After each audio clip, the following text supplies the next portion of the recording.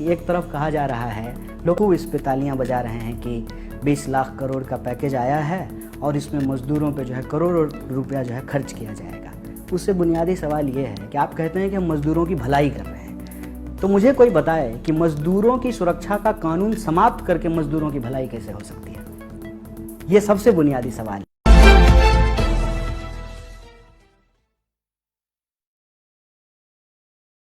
कन्हैया कुमार, कन्हैया बहुत बहुत स्वागत है आपका।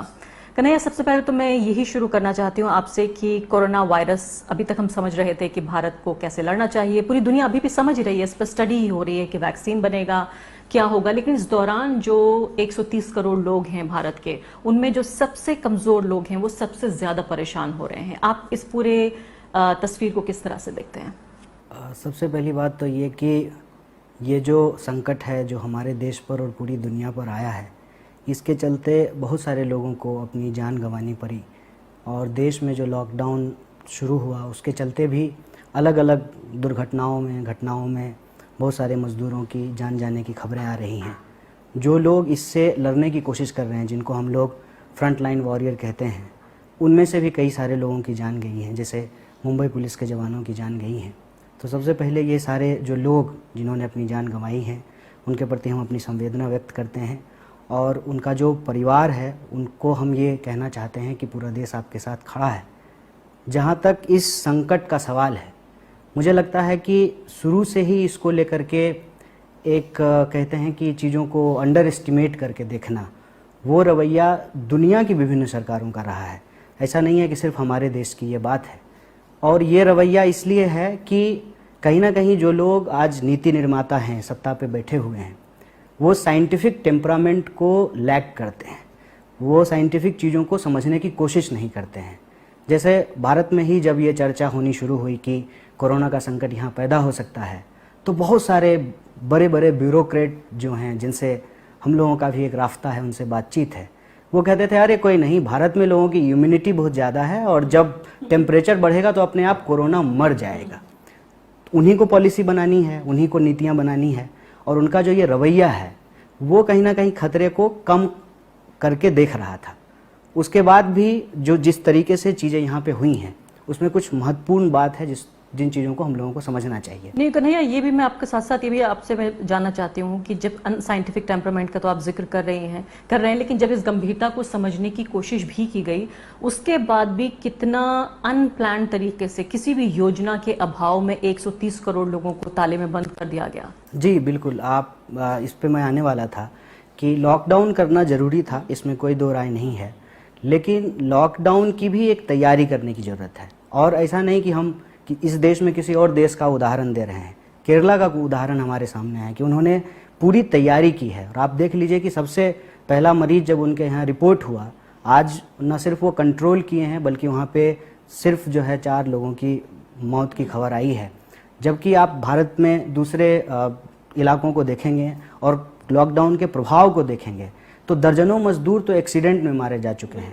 और कोरोना के चलते जो लोगों की मौत हो रही है वो अपने आप में बहुत दुखद बात है। तो वाई पे 2 दिन पहले रिपोर्ट हमने छापी थी, जिसमें 3 दिन पहले 383 लोग मरे थे। और अभी जो है वो कल ही की बात है सिर्फ, कि ट्रकों में आपस में भिड़ंत हुई और 24 मजदूर मारे गए उत्तर प्रदेश में। जी, ट्रेनों पटरियों पे लोगों की जान जा रही हैं, सड़क की दुर्घटनाएं हो रही हैं, प्लांट चालू हो रहा है, गैस लीकेज से मजदूरों की मौत हो रही है।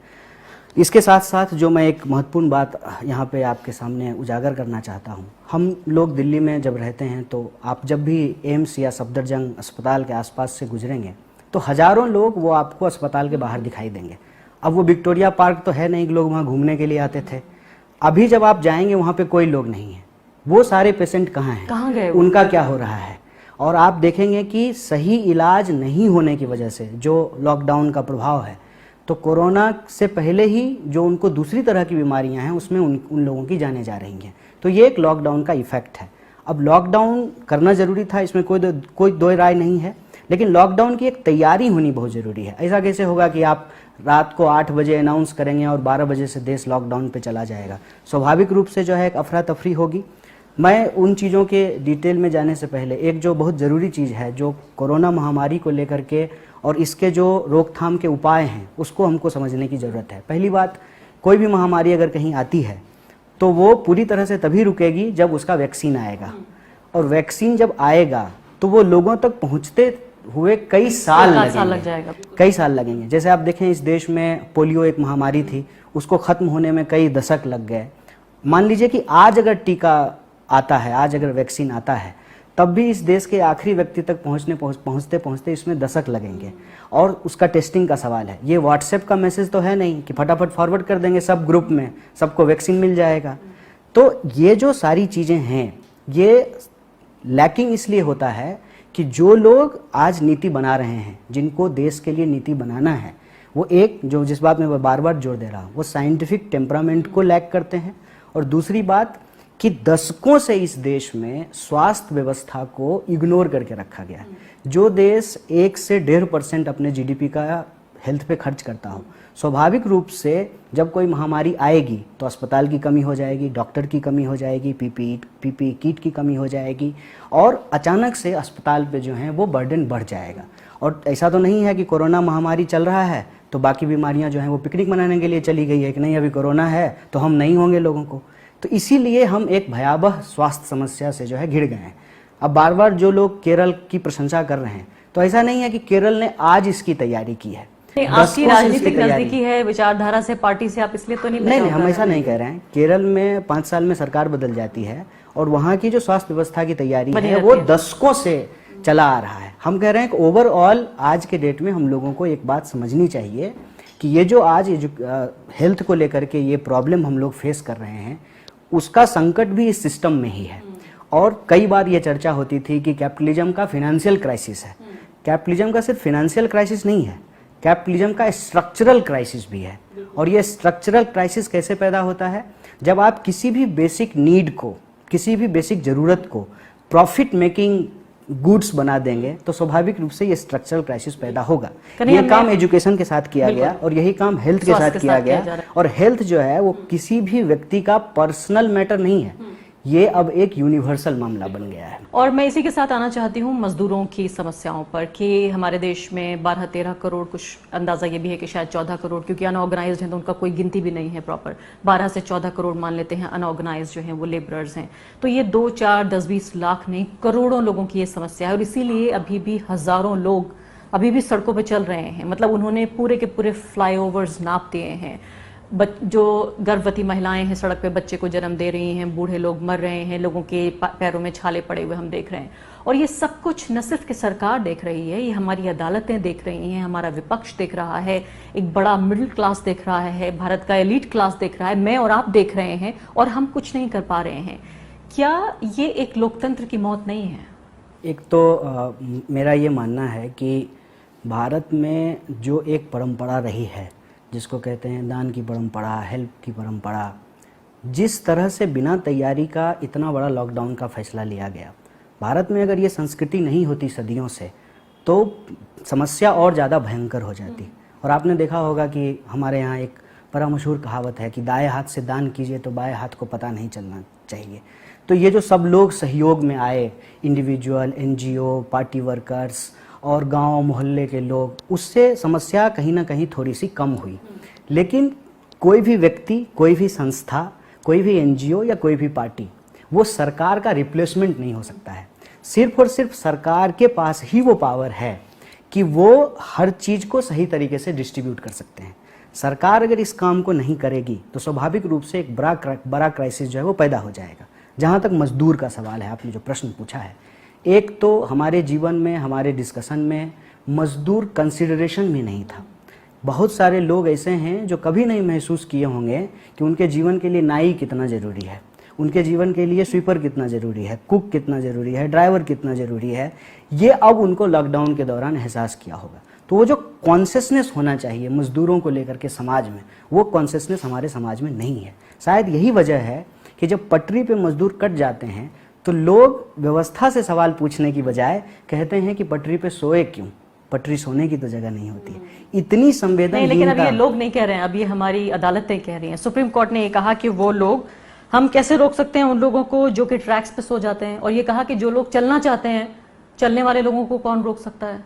देखिए, ये संवेदनहीनता जो है अगर समाज में पैदा हुआ है तो उसके लिए सिर्फ एक संस्था नहीं बल्कि मैं समझता हूँ कि हम सब कहीं ना कहीं जिम्मेवार हैं।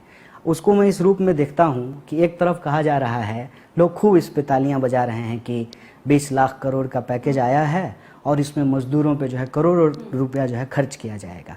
उससे बुनियादी सवाल ये है कि आप कहते हैं कि हम मजदूरों की भलाई कर रहे हैं, तो मुझे कोई बताए कि मजदूरों की सुरक्षा का कानून समाप्त करके मजदूरों की भलाई कैसे हो सकती है? ये सबसे बुनियादी सवाल है और ये आज नहीं शुरू हुआ है।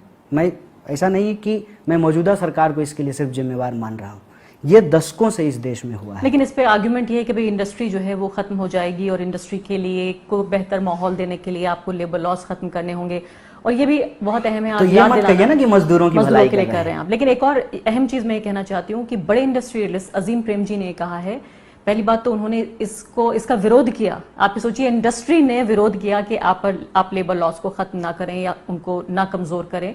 दूसरे, उन्होंने कहा कि इंडस्ट्री की प्राथमिकताओं में एक नहीं था ये, यानी आपने लेबर लॉस को कमजोर भी किया मजदूरों के विरोध में, लेकिन इंडस्ट्री भी इससे कोई खुश नहीं है, अगर ये मान लिया जाए कि अजीम प्रेम जी उसको रिप्रेजेंट करते हैं। देखिए, हर चीज का एक गुड बैड पक्ष होता है। अब जब हम कैपिटलिज्म को एनालाइज करते हैं तो कैपिटलिज्म को चलाने वाले लोग, जो कैपिटलिस्ट लोग हैं, उनको भी ये बुनियादी समझ तो होगी ही कि अगर मजदूर हमारी फैक्ट्रियों में काम करने के लिए नहीं आएंगे तो प्रोडक्शन कैसे होगा, और आप प्रोडक्शन अगर कर भी लेंगे तो अल्टीमेटली उसको जब बाजार लेकर के जाएंगे तो उसको खरीदेगा कौन? जब लोगों के पास परचेजिंग कैपेसिटी नहीं होगी, खरीदने की क्षमता नहीं होगी, तो स्वाभाविक रूप से आर्थिक मंदी आएगी। और इस आर्थिक मंदी से उबरने के लिए जो बड़ी बड़ी घोषणाएं की जा रही हैं, इन घोषणाओं की समस्या ये है कि अपने मन से तो जितना भी जीरो डालना है लोग डाल दें, लेकिन ग्राउंड पे उसका क्या रूपरेखा होगा, लोगों को कैसे वो प्राप्त होगा, लोगों को कैसे मिलेंगे, इन सवालों को नज़रअंदाज किया जा रहा है। जैसे हम ये जानते हैं कि हमारे देश का जो स्टॉक है उसमें भूखमरी की समस्या अभी नहीं है। हमारे पास कम से कम 6 महीने का अनाज का स्टॉक है, लेकिन उसके साथ ही ये भी खबर आ रही है कि लोग भूख से मरना शुरू कर दिए हैं। कोरोना से मरने से ज़्यादा आज उनके सामने संकट यह है कि वो भूख से अपनी जान को कैसे बचाएं। तो कहीं ना कहीं डिस्ट्रीब्यूशन एक बहुत बड़ा सवाल है। टीवी पे आकर के घोषणा करना तो आसान है, लेकिन उस घोषणा को योजना का रूप दे करके जमीन पे लागू कैसे करेंगे, ये बहुत बड़ा सवाल है। और हमारा मानना है कि अभी जो इकोनॉमिक स्लो डाउन आया है, इसमें जब तक लोगों के परचेजिंग कैपेसिटी को अप नहीं किया जाएगा, तब तक जो लिक्विडिटी की समस्या है, जो प्रोडक्शन की समस्या है, ज्यादा तो जो लोग आम यानी बिल्कुल जो जरूरत की चीजें हैं उसके अलावा बिल्कुल खर्च नहीं करना चाह रहे हैं। दूसरी बड़ी समस्या जो अब जैसे ही लॉकडाउन खोलते हुए आएगी वो मजदूरों की कमी की होगी, क्योंकि जितने भी मजदूर अपने घर लौट गए हैं उनमें से बहुत से वापस नहीं लौटना चाहते। और सबसे बड़ी समस्या ये है कि अगर आप फैक्ट्रियां खोल भी लेते हैं तो उनमें काम करने वाले लोग कहाँ से आएंगे।